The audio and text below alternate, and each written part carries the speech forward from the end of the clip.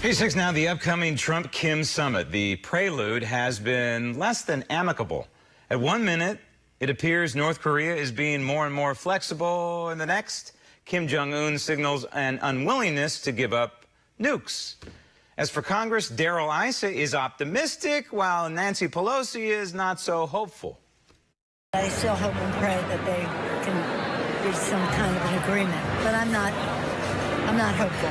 Well, I've always had advice to him to know his subjects, rely on people who have greater experience in the arena so that he cannot have expectations that are unrealistic.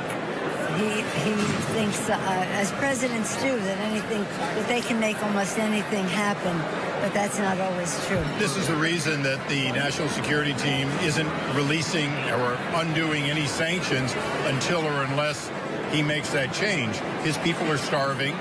Even China is cooperating in cutting off their flow of funds. So if he doesn't come to the table now, then his replacement will come to the table after he's overthrown. And so the White House is currently assessing the risk-reward of the June 12 summit. Clearly lots of risk, but plenty of potential reward. Joining me now from Washington, D.C., video journalist for PJ Media, Nicholas Ballasy. Nick, my first question is, what in the world was Nancy Pelosi and Darrell Issa doing at the same event? But clearly, Nancy Pelosi is not hopeful for what's going to take place on June 12 because she wants President Trump to fail.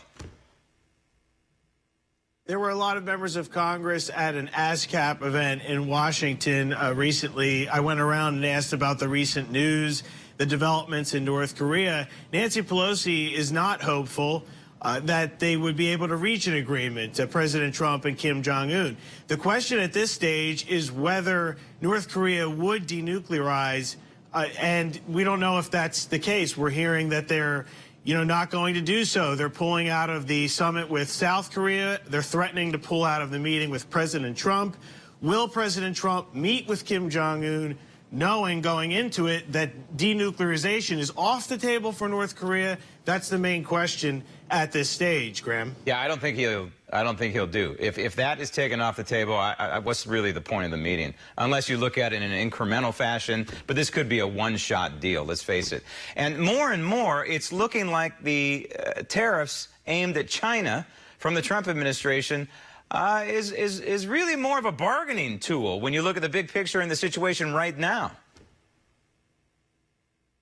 Yes, the Treasury Secretary is saying that the trade war with China is on hold, but the top economic advisor for President Trump is saying at this stage that the tariffs are still on the table as a tool in the negotiations with China.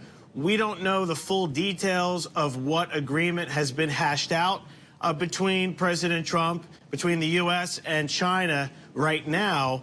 But we're going to see possibly if rules are going to change in terms of Americans looking to do business in China, because there are a lot of strict rules in place right now. That could be part of what a agreement looks like right now. But we haven't seen the full details of what's been hashed out with China. Hillary Clinton knows all about China, traveling there a lot as Secretary of State under Barack Obama. And Hillary also traveled to Yale, her alma mater, offering inspiration to graduates? No, offering more perspiration about the results of the 2016 election. Hillary Clinton is saying she's not over the results of the election still.